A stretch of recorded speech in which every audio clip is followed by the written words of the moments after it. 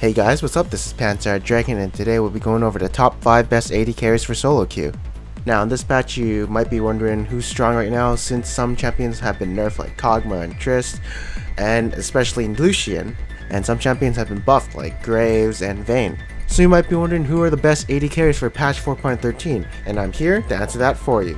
Alright, so previously at number 5 was Twitch. He is a long range AD carry who can make picks mid game and kill people. But sadly I do have to replace him because I do feel like he is being outclassed by other champions right now, and none other to replace him is Lucian. So before, Lucian was really OP, he had lots of mobility, and he was basically Ezreal who actually did damage. But now they took out the slow and increased the cooldown on his E. This means he isn't so hard to being ganked anymore by say people with slows, or someone like Nasus who can now wither him and he can actually take that 5 seconds of effect. But if you think of it this way, his E wasn't always used to remove slows, only in certain situations, and the 4 seconds increase onto his E is fine as long as you have some cooldown reduction, so I think he's fine for an AD carry right now. But he's not as OP as he was before, and he is a 500 range AD carry. And previously on patch 4.12 was Caitlyn, but I'm gonna go on a rant about Caitlyn. And the reason why I thought Caitlyn was so strong was because she was a long range AD carry, and Infinity Edge was the first thing you had to buy or else you were useless. But anyways, now this is the reason why I think she sucks. So in my experience, Caitlyn, when she ever does good in lane and goes 3-0, she can't carry the game by herself, and if she dies once during the mid game, somehow the other carries she just stomped can catch up and be as useful as her in team fights. Her mid game is absolute garbage and her late game is just shit. And if you do lose the lane as Caitlyn, you are, well, basically useless.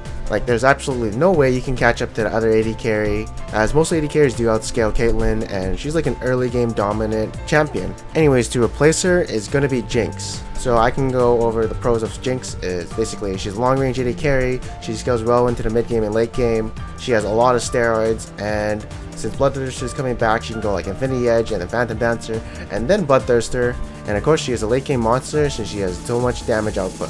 The only thing that is bad about Jinx is her early game. If you can get by the early game and go even, you'll probably be really useful, and of course if you do get one kill early in the game, you can dominate that lane. With that being said, she's a pretty good AD carry. Previously at number 3 is Koga, but you'll see later that he's been moved up, and replacing him is Dorky. I don't know, people are realizing he's really strong, even I'm realizing he's pretty strong, and he's becoming pretty popular at the moment. The thing about him is, when he gets Triforce, he has a huge power spike, and when he enters mid game, he'll be shredding teamfights really good. He can do a ton of magic damage with his Q and R, and the Blade of Rune King plus Gatling gun makes for really good damage since you're shredding their armor. And I think something that's really good about him is that he scales with levels. His rockets do more damage when he gets to level 6, 11, 16, and his E can shred 40 armor from an enemy if they stay in his Gatling gun. And yeah, his mid game is one of the best, if not the best. And his early game and late game are decent, although I will say that his late game isn't as powerful as Koga or Tristana, but he can still do a decent amount of damage. And also what I do like about Dorky is that if you do have an all AD comp, you can pick him and have some magic damage. And yeah, right now, at the moment, he's pretty strong. And at number 2 is still Tristana. So they hit Tristana's E damage on the early levels, which means she's a bit less dominant in the laning phase. And they also hit the slow on her W when she jumps onto someone, which is from 2.5 seconds to 1 second, or 3 seconds if it's at max level. But as you can see, really minor nerfs, doesn't really hit her mid game or late game. She's still a super monster late game with 750 range or whatever, one of the highest ranges in the game. She can easily clean up teamfights with their resets from her W. And yeah, since Infinity Edge is strong right now, she's definitely going to be one of the best AD carries still. Alright, so number 1 previously was Lucian, but now since he got nerfed, it's going to be Koga. So what did they hit on Koga? They hit his base health and gave him more scaling health to make up for that base health. And some people might look at the Q as being some big nerf, but it really isn't. First off, it's only 8% less armor shred plus magic shred.